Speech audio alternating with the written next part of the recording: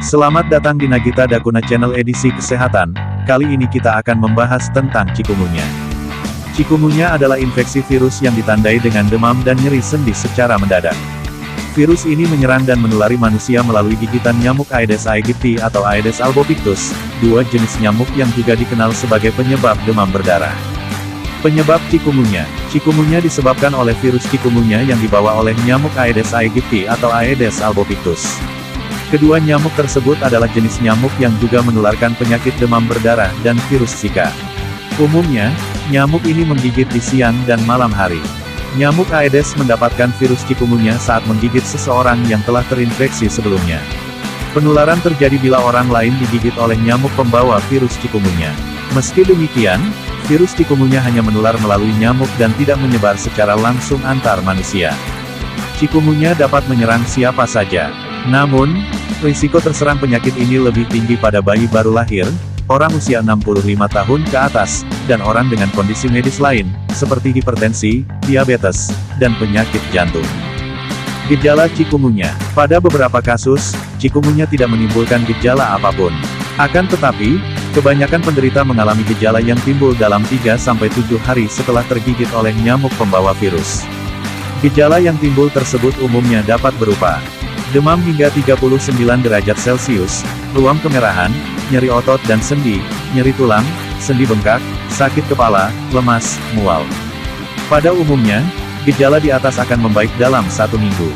Namun, pada sebagian penderita, nyeri sendi dapat berlangsung hingga berbulan-bulan. Selain itu, meski sangat jarang, gejala chikungunya yang parah juga bisa menyebabkan kelumpuhan sementara. Kapan harus ke dokter? Segera periksakan diri ke dokter bila Anda mengalami gejala seperti yang telah disebutkan di atas, atau jika sebelumnya Anda mengunjungi daerah yang banyak terdapat kasus chikungunya. Jangan tunda ke dokter jika mengalami gejala seperti gangguan penglihatan, nyeri perut, perdarahan, penurunan kesadaran, nyeri parah, dan sendi bengkak. Diagnosis chikungunya. Untuk mendiagnosis chikungunya, dokter akan menanyakan gejala dan riwayat perjalanan pasien. Dokter juga akan melakukan tes darah guna menyingkirkan kemungkinan gejala disebabkan oleh penyakit lain, seperti demam berdarah. Guna lebih memastikan diagnosis, dokter akan melakukan tes ELISA atau enzim linked immunosorbent assays. Tes ELISA adalah tes serologi yang digunakan untuk mengecek keberadaan antibodi IgM dan IgG chikungunya. Umumnya, kadar antibodi IgM sangat tinggi pada 3-5 minggu setelah gejala muncul dan bisa bertahan hingga 2 bulan. Pengobatan chikungunya. Chikungunya tidak memerlukan pengobatan khusus, karena akan sembuh dengan sendirinya. Dalam banyak kasus, gejala penyakit ini akan mereda dalam 1-2 minggu. Meski demikian, nyeri sendi dapat berlangsung hingga hitungan bulan atau bahkan tahun. Pengobatan chikungunya hanya untuk meredakan gejala penyakit ini. Dokter akan meresepkan obat anti radang atau obat flu tulang, seperti paracetamol, ibuprofen, atau naproxen, guna meredakan nyeri sendi dan demam. Di samping itu, pasien juga akan disarankan banyak minum dan istirahat yang cukup. Untuk mencegah terjadinya perdarahan, jangan mengonsumsi aspirin atau obat antiinflamasi nonsteroid atau OAINS sebelum dokter memastikan gejala yang dialami bukan gejala demam berdarah. Selain itu, konsultasikan terlebih dahulu dengan dokter jika sedang menjalani pengobatan untuk kondisi lain. Komplikasi chikungunya. Pada kasus yang jarang, chikungunya dapat menimbulkan komplikasi berbahaya, seperti radang di bagian uvea mata atau uveitis, radang pada retina mata atau retinitis, peradangan otot jantung atau miokarditis, peradangan pada ginjal atau nefritis, radang hati atau hepatitis, radang otak atau ensefalitis, radang pada satu segmen saraf tulang belakang atau mielitis, radang sendi atau rematik atau perburukan radang sendi yang telah terjadi sebelumnya, sindrom Guillain-Barré, yaitu gangguan pada sistem saraf yang dapat menyebabkan kelumpuhan.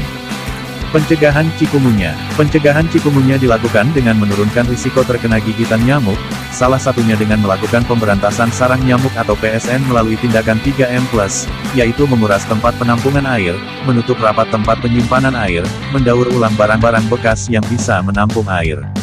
Sedangkan tindakan plus atau tambahan yang dapat dilakukan untuk membantu 3M, yaitu menaburkan bubuk abate pada tempat penampungan air, memelihara ikan pemakan jentik nyamuk, menggunakan obat anti nyamuk, memasang kawat anti nyamuk di jendela dan ventilasi rumah, menanam tumbuhan pengusir nyamuk, menghentikan kebiasaan menggantung pakaian di ruang terbuka, memperbaiki saluran air yang tidak lancar, bergotong royong membersihkan lingkungan sekitar.